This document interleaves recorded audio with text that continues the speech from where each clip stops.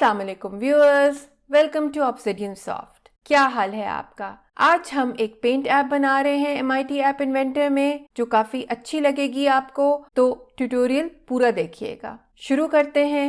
सबसे पहले आप क्रिएट एप्स पे जाएं, नया प्रोजेक्ट बनाएं, स्टार्ट न्यू प्रोजेक्ट, पेंट नाम रखें। यहाँ पर अब पेंट ऐप की स्क्रीन डिजाइन करेंगे, तो हमें एक लेआउट कलर बटन्स के लिए चाहिए जो ऊपर आएगा, फिर उसके नीचे कैनवस होगा जहाँ पे जो यूजर है वो पेंट कर सकता है, और नीचे लेआउट में एक स्लाइडर बार होगी जिससे वो पेंट करने की जो लाइन है उसको पतला या फिर मोटा कर सकता है। ठीक है, तो लेआउट पे जाते हैं। एक हमने हॉरिजॉन्टल लेआउट डाला ऊपर वाले हिस्से के लिए, और दूसरा हॉरिजॉन्टल लेआउट नीचे वाले हिस्से के लिए, और बीच में हम लोग एक कैनवस डालेंगे। तो ड्राइंग और एनिमेशन में जाके कैनवस है, उसको हमने खींच के उसमें डाल दिया बीच में, दोनों लेआउट्स के बीच में। सारे लेआउट्स को फिल पेरेंट कर दिया, उनकी विड्थ को और हाइट को हमने 10% कर दिया। जो कैनवस है उसकी विड्थ भी फिल पेरेंट कर दी और उसकी हाइट 70% कर दी। ठीक है, अभी हमारी स्क्रीन भर गई है। अब सबको हमने ब्लैक कर दिया बैकग्राउंड, ताकि वो अच्छा लगे, और नाम भी हमने उनको सही अप्रोप्रिएट दे दिए ताकि हमें पता हो कि हम किस पे काम कर रहे हैं। ठीक है, तो ऊपर वाली जो है वो कलर बार है, अब हम उसमें कलर बटन्स डाल रहे हैं। सारे बटन्स की हाइट हमने 8% कर दी और विड्थ हमने 12% कर दी। ठीक है, और एक और चीज़ के ये जो हमारे हॉरिजॉन्टल अरेंजमेंट्स हैं, इनकी प्रॉपर्टीज़ में जाकर आप अलाइन हॉरिजॉन्टल और अलाइन वर्टिकल दोनों को सेंटर कर दें, जो मैं कलर बार को कर रही हूँ। उससे ये होगा कि जो भी बटन हम इसके अंदर डालेंगे इन लेआउट्स के अंदर, वो बिल्कुल बीच में आएगा। ठीक है, अच्छा, हम कलर बटन्स बना रहे थे, तो कलर बटन्स पे से टेक्स्ट हटा दें। ठीक है, और उसको रंग दे दें अपनी मर्जी के। ठीक है, और शेप मैंने इसकी राउंडेड कर दी। ठीक है, तो अब मैंने 4 बटन्स बना दिए हैं। अच्छा, उनको नाम भी सही दे दें ताकि जब हम कोडिंग कर रहे हो, ब्लॉक्स लगा रहे हो, तो हमें पता हो कि हम किस कलर बटन को इस्तेमाल कर रहे हैं। ठीक है, अच्छा, अब हमें जो नीचे वाला लेआउट है उसमें हम एक तो स्लाइडर बार तो डालेंगे ही, लेकिन हमें एक बटन चाहिए इरेज करने के लिए, कि अगर हमें अपनी पेंटिंग अच्छी नहीं लग रही तो हम उसको मिटा सकें। तो उसके लिए हम एक बटन डाल देंगे। ठीक है, बटन ड्रैग करके नीचे वाले लेआउट में डाल दें। ठीक है, इसको भी हम साइज वही कलर बटन्स वाला देंगे, हाइट 8%, विड्थ 12%। बटन के ऊपर इमेज भी डाल सकते हैं, तो मैं इसके ऊपर एक इरेजर का आइकॉन डाल रही हूँ, जो मैंने पहले से डाउनलोड करके कुछ क्यूट इमेजेस रखे हुए हैं, पिक्चर्स रखी हुई हैं। ठीक है, तो मैंने इसके ऊपर इरेजर की शक्ल डाल दी, तो वो प्यारी लग रही है वो पिक्चर। अच्छा, अब कोई तरीका ये भी होना चाहिए कि आप मिटाने के बजाय नया कैनवस खोल सकें। ठीक है, तो उसके लिए भी मैं एक बटन डाल देती हूँ, उसका भी साइज वही है जो कि इरेजर बटन और कलर बटन्स का था। अब मैं स्लाइडर बार डाल रही हूँ। यूजर इंटरफेस में स्लाइडर का कंपोनेंट है, उसको ड्रैग करके बीच में डाल दें।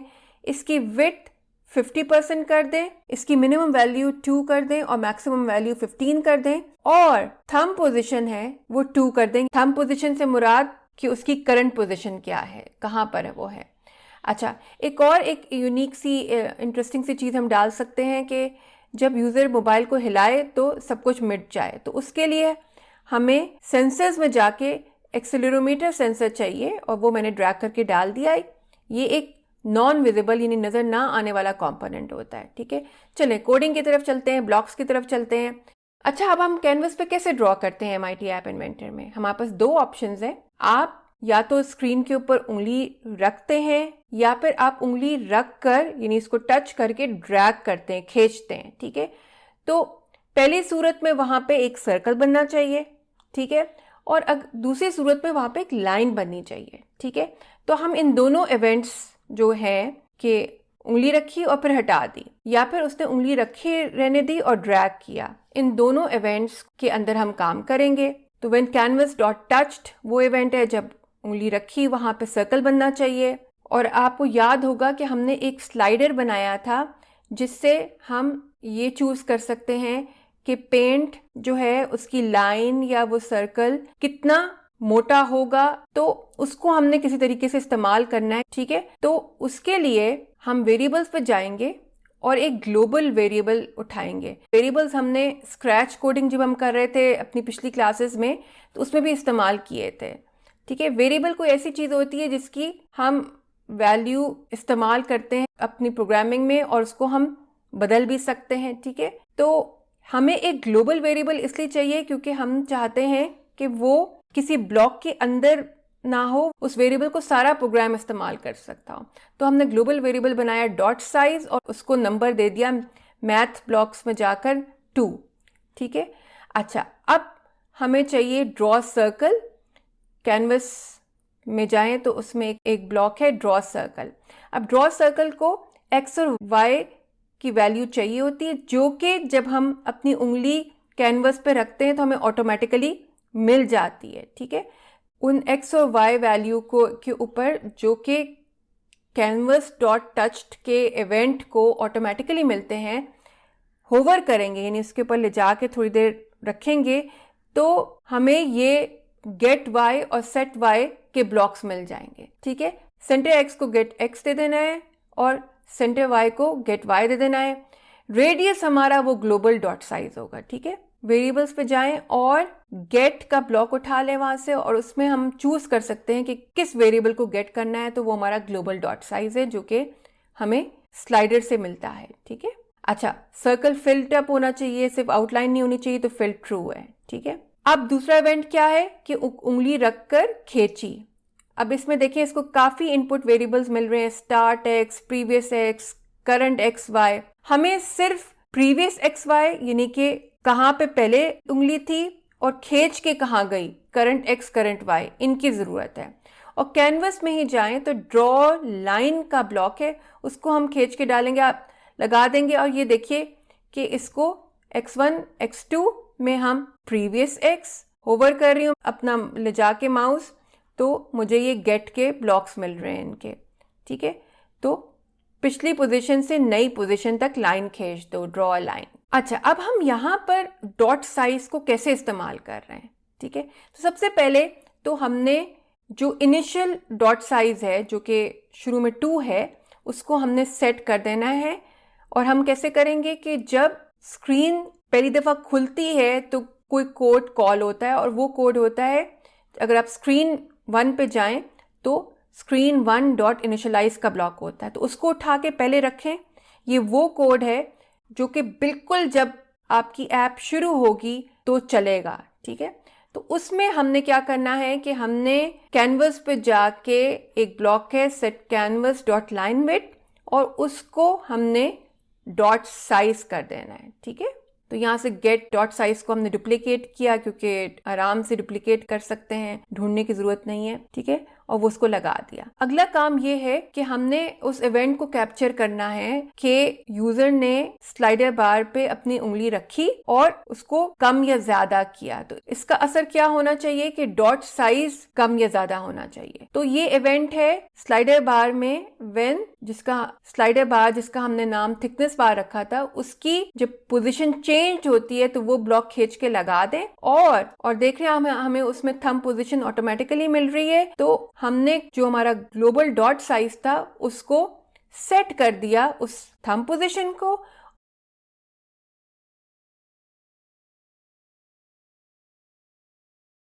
और अब हमने वो लाइन विड्थ वाला काम भी करना है ताकि ड्रॉ लाइन वाले को भी पता चल जाए कि उसको अब मोटा या पतला ड्रॉ करना है डॉट साइज के मुताबिक।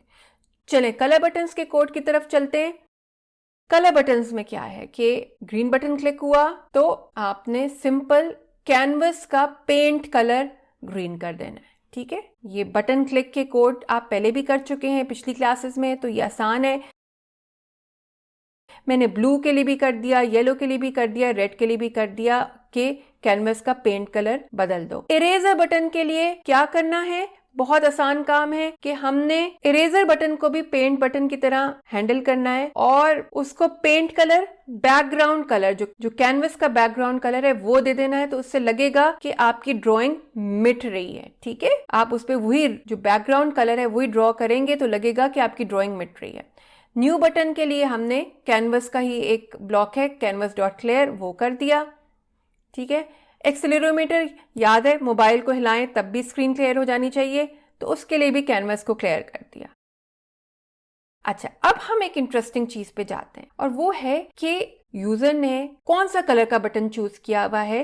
तो वो आपको पता चलना चाहिए, फीडबैक मिलना चाहिए कि रेड कलर है तो कुछ ना कुछ रेड कलर का जो बटन है वो हाईलाइट होना चाहिए कि उसने यूजर ने रेड कलर चूज किया हुआ है। तो इसका एक बहुत फन तरीका मैंने सोचा कि हम क्यों ना जो कलर बटन सिलेक्टेड है उसको थोड़ा बड़ा कर दें उन बाकी कलर बटन्स के मुकाबले में, ताकि फौरन पता चल जाए कि अच्छा ये कलर बटन सिलेक्ट हुआ हुआ है। तो उसके लिए हमें कुछ ग्लोबल वेरिएबल्स चाहिए, जैसे हमने डॉट साइज बनाया था उस तरीके से हमें कुछ ग्लोबल वेरिएबल्स चाहिए।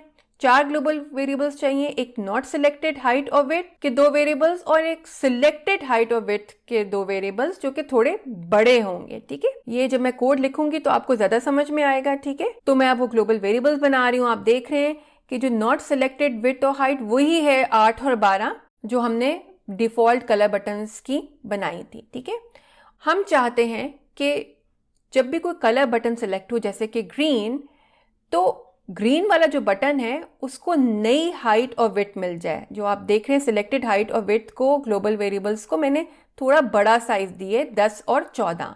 ठीक है, तो ये थोड़ा नॉट सिलेक्टेड बटन्स के मुकाबले में बड़ा हो जाएगा। तो हम एक सिंपल तरीके से ये काम कर रहे हैं। ठीक है, इसमें थोड़ी सी रेपिटेशन होगी। रेपिटेशन को अवॉइड करने का तरीका यह है कि हम प्रोसीजर्स इस्तेमाल करें, लेकिन उससे कोड थोड़ा कॉम्प्लिकेटेड हो जाएगा, मुश्किल हो जाएगा। तो मैं अभी थोड़ा आसान वाला काम आपको करके दिखा रही हूँ, लेकिन ये बिल्कुल चलेगा, इसमें कोई इशू नहीं है। बड़ा प्यारा लगेगा, लेकिन इसमें थोड़ी कोड आपको रिपीट डुप्लीकेट करके लगाना पड़ेगा। एक तो स्क्रीन इनिशियलाइज में भी मैं चाह रही हूँ कि डिफॉल्ट कलर यानी कि पहले से रंग ग्रीन सेलेक्ट हो और उसका बटन भी थोड़ा बड़ा हो। तो मैंने ग्रीन बटन की हाइट परसेंटेज को गेट कर दिया ग्लोबल सिलेक्टेड हाइट, यानी कि जो सिलेक्टेड हाइट है बड़े साइज की वो कर दी, और विड्थ के साथ भी यही किया कि उसको थोड़े बड़ा साइज दे दिया, ताकि कि ग्रीन कलर पहले से सिलेक्टेड हो जब ऐप शुरू हो और उसका साइज भी बटन का बड़ा हो। ठीक है,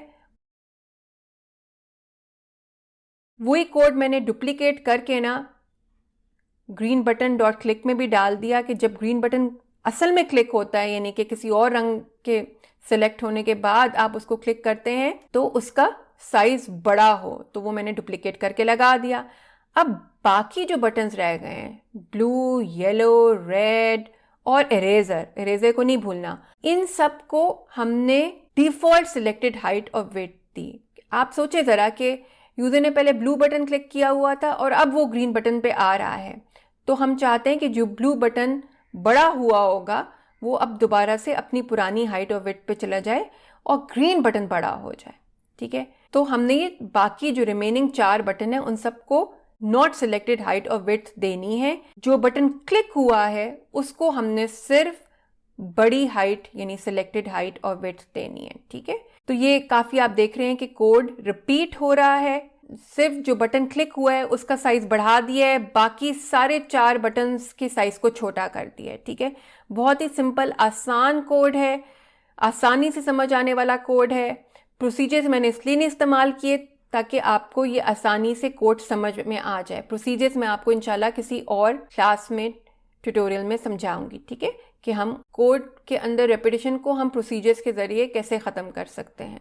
अच्छा, एक और इंटरेस्टिंग चीज़ कि आप आइकॉन अपनी ऐप का डाल सकते हैं। अभी तो MIT ऐप इन्वेंटर का डिफ़ॉल्ट आइकॉन आता है। आप डिज़ाइनर व्यू पे जाएं और स्क्रीन पे क्लिक करें तो आप प्रॉपर्टीज़ में जाएं, आइकॉन की जगह है, आप अपलोड कर सकते हैं एक आइकॉन।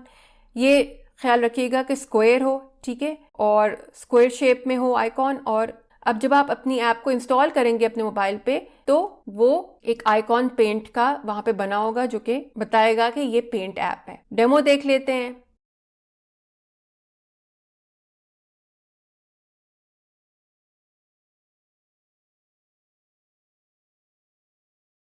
उम्मीद है कि आपको मेरी ये क्लास समझ में आई होगी। अगर आपने अभी तक मेरे चैनल को सब्सक्राइब नहीं किया तो प्लीज़ कर लीजिए, फ्रेंड्स और फैमिली में शेयर करिए। मेरी तमाम classes coding, mental maths, app development, अब मैंने आर्डिनो भी शुरू किया है, ये सारी 100% फ्री हैं।